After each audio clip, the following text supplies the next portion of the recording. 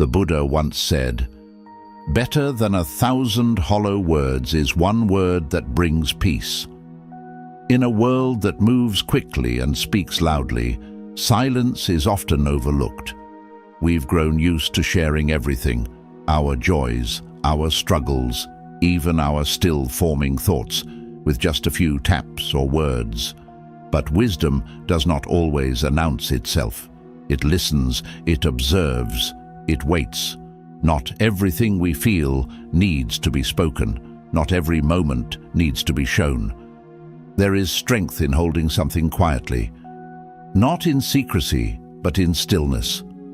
Some truths become clearer in silence. Some peace is only found in what we choose not to say. This quiet space, where mindfulness meets restraint, is where today's reflection begins. Inspired by Buddhist teachings, we'll explore 6 things that are best kept private, not to hide, but to honor.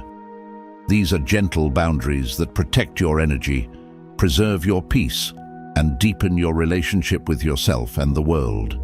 As you listen, let the noise settle. Let this be a reminder that silence is not empty.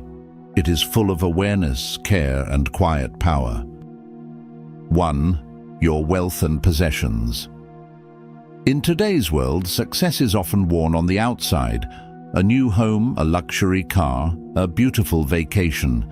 It's easy to share, even easier to compare. But true contentment doesn't need to be displayed.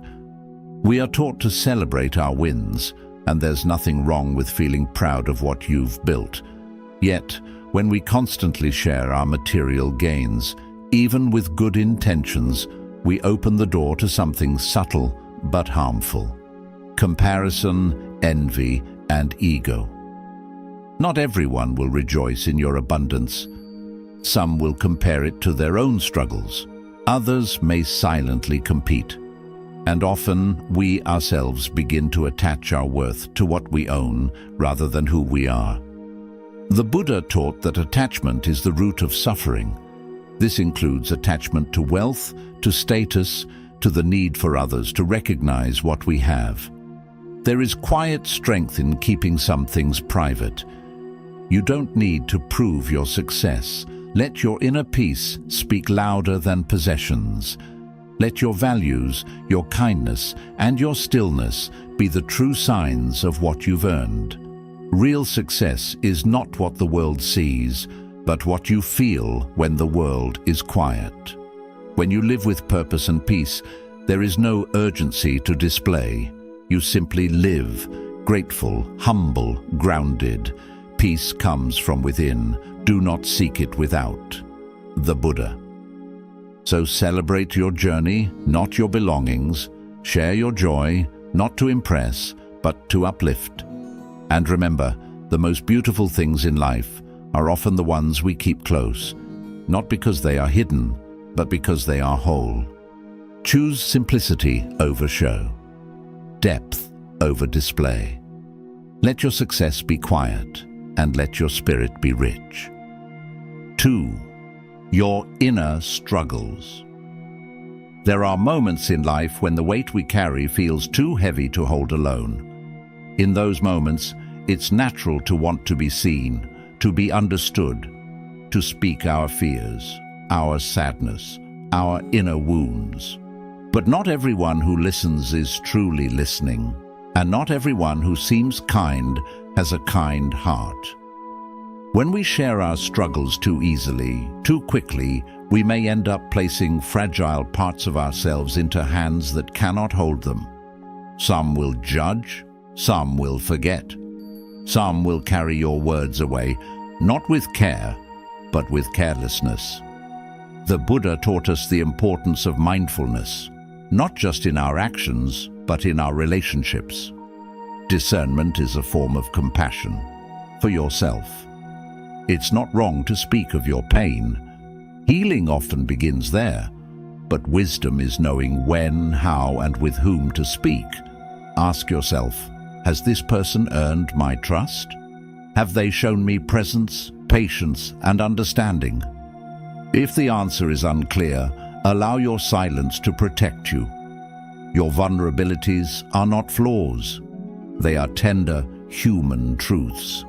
They deserve to be held gently by those who have earned the right to witness them. A quiet heart knows this. What is shared too freely may be misunderstood, but what is held too tightly may never heal. The path is balance. There will be people who hold space for you, not to fix, not to speak, but to simply be there without judgment. When you find them, speak freely. Until then, protect what is sacred. You yourself, as much as anybody in the entire universe, deserve your love and affection. The Buddha. Treat your inner world with that same respect. Do not hand your unhealed places to those who cannot offer peace in return. Let silence be your shield until trust reveals itself.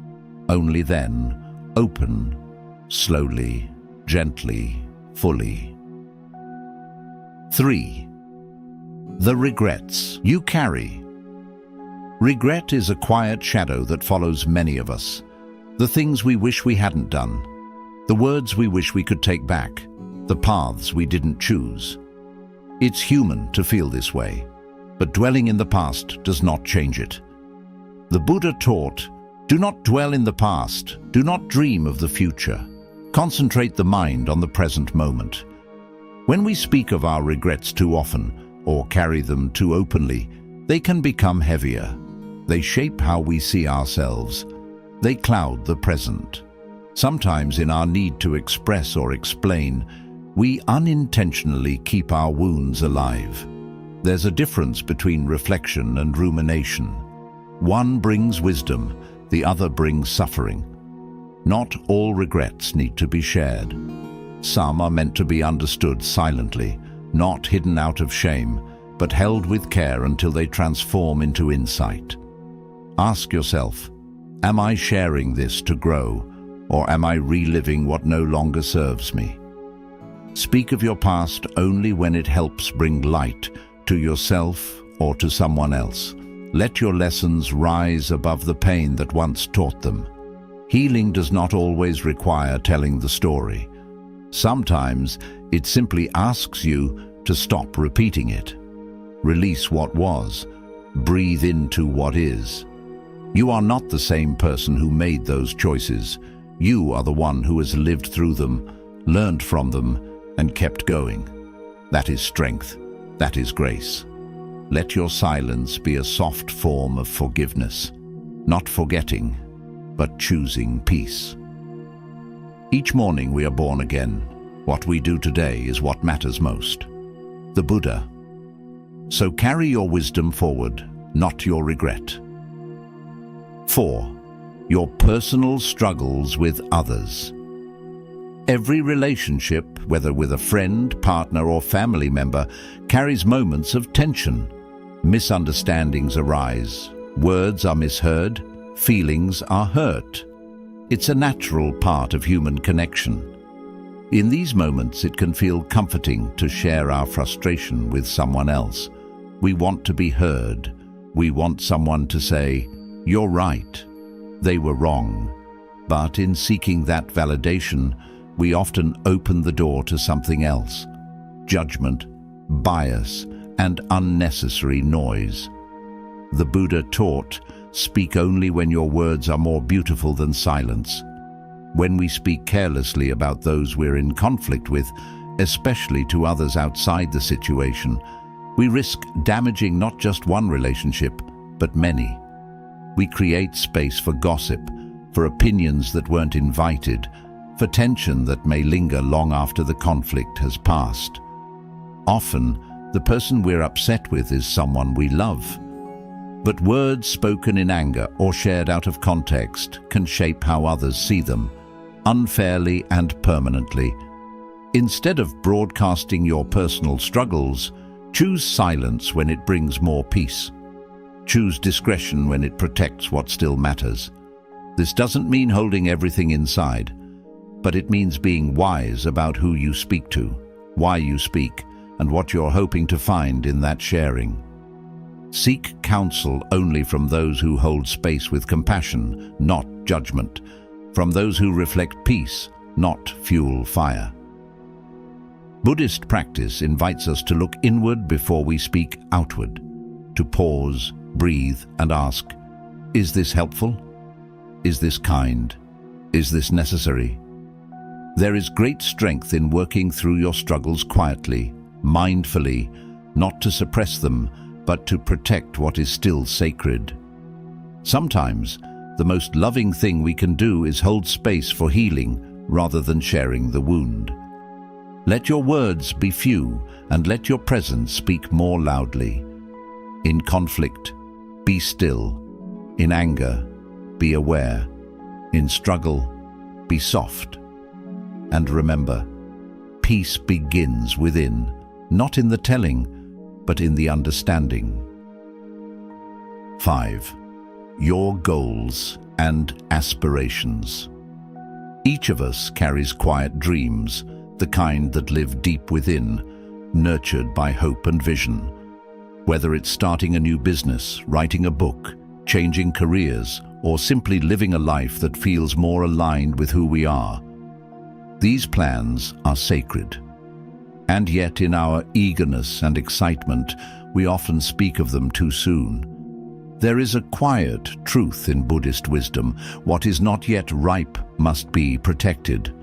The Buddha taught that attachment to the future, to outcomes not yet born, can lead to unnecessary suffering.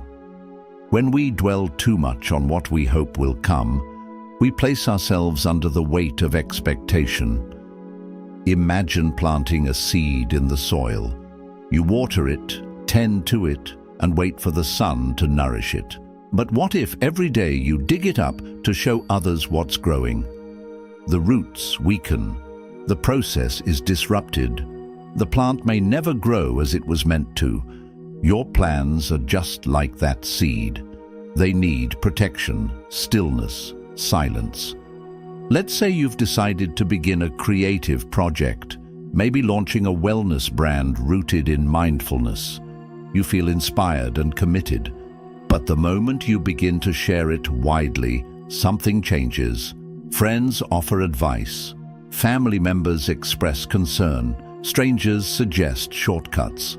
Some of the feedback may be helpful, but much of it is noise. Even well-meaning voices can cloud your clarity. Suddenly, what was once a quiet path becomes loud and tangled. You begin to question your choices. You second-guess your direction.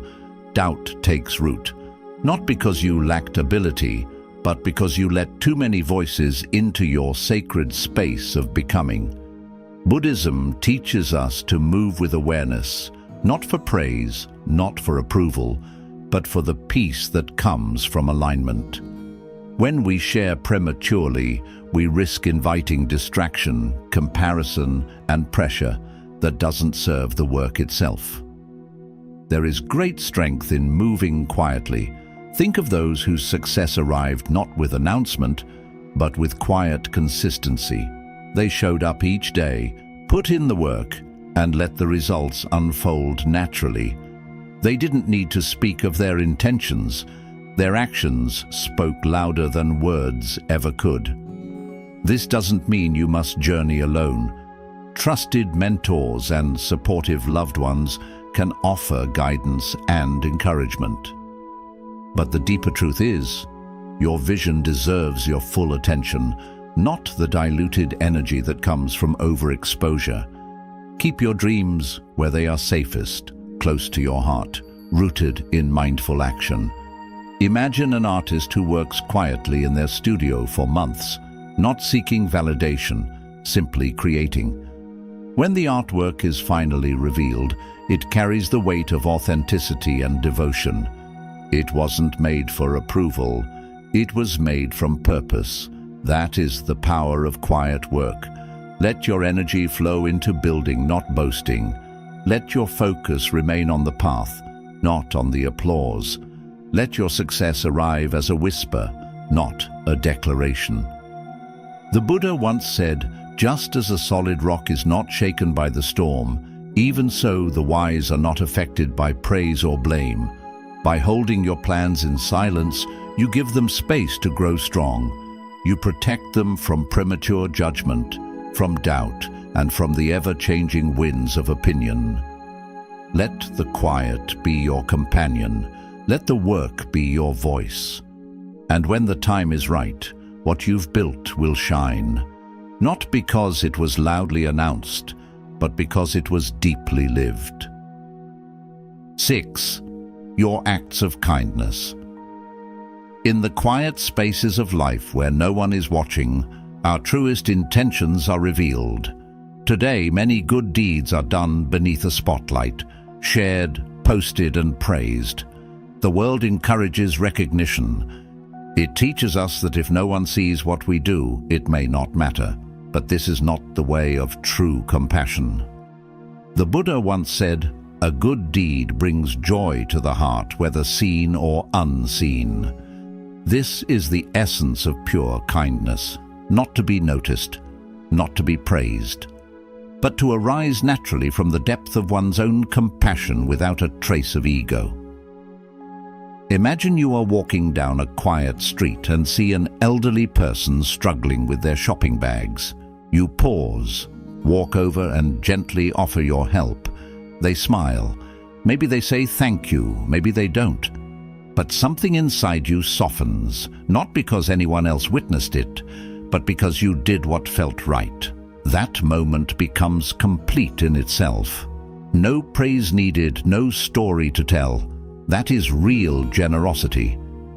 In Buddhist teaching, this form of giving is called dana, the practice of giving without attachment or expectation. It is not measured by how much we give, but by the purity of the heart behind it. When we give freely, without hope for recognition, we are not just helping others, we are freeing ourselves. But when kindness becomes a performance, it loses its quiet beauty. Consider the person who donates a large sum to charity and ensures it is publicly acknowledged. Their act may still help others, but if it is driven by a need for validation, the internal reward is weakened. External applause may feel good in the moment, but it fades quickly. The peace that comes from selfless giving, however, stays.